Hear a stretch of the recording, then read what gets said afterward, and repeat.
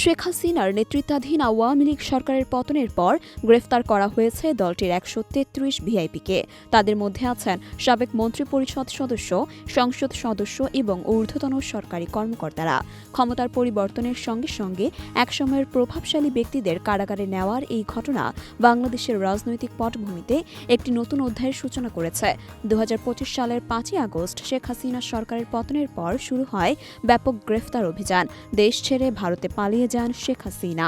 এরপর দলটির প্রভাবশালী ব্যক্তিদের একে একে আটক করা হয়। গ্রেফতারকৃতদের মধ্যে উল্লেখযোগ্য ব্যক্তিত্ব হলেন শেখ হাসিনার উপদেষ্টা সালমান এফ রহমান, সাবেক জ্বালানি উপদেষ্টা তৌফিক ইলাহি চৌধুরী, সাবেক মন্ত্রী আনিসুল হক এবং জাতীয় সমাজতান্ত্রিক দলের সভাপতি হাসানুল হক ইনু। কারা অধিদপ্তরের তথ্যানুসারে গ্রেফতারকৃতদের মধ্যে ১১০ জন ভিআইপি বন্দী ডিভিশন সুবিধা পাচ্ছে, তবে ২৩ জন এখনও ডিভিশন সুবিধা পাননি। ডিভিশন সুবিধাভুক্ত বন্দীরা আলাদা কক্ষ, বিশেষ খাবার, টেলিভিশন এবং নির্ধারিত সময়ে সংবাদপত্র পড়ার সুযোগ পাচ্ছেন।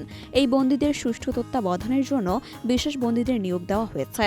বাংলাদেশের রাজনৈতিক ইতিহাসে ক্ষমতা পরিবর্তনের সঙ্গে সঙ্গে এমন গ্রেফতার অভিযান নতুন নয়। ২০০৭ সালে তত্ত্বাবধায়ক সরকারের আমলেও একইভাবে বহু প্রভাবশালী রাজনীতিবিদকে গ্রেফতার করা হয়েছিল। তবে এবারের ঘটনা আরও বিস্তৃত এবং ক্ষমতার দীর্ঘ এক অধ্যায়ের সমাপ্তি বলে মনে করছেন বিশ্লেষকরা। ক্ষমতাচ্যুত হওয়ার পর শেখ হাসিনা ভারতে আশ্রয় নেন, যা তার দলীয় নেতৃত্বের টালমাটাল পরিস্থিতি আরও প্রকট করেছে। অন্যদিকে গ্রেফতার হওয়া ব্যক্তিদের বিরুদ্ধে দুর্নীতি, ক্ষমতার অপব্যবহার এবং হত্যার মতো গুরুতর অভিযোগ আনা হয়েছে।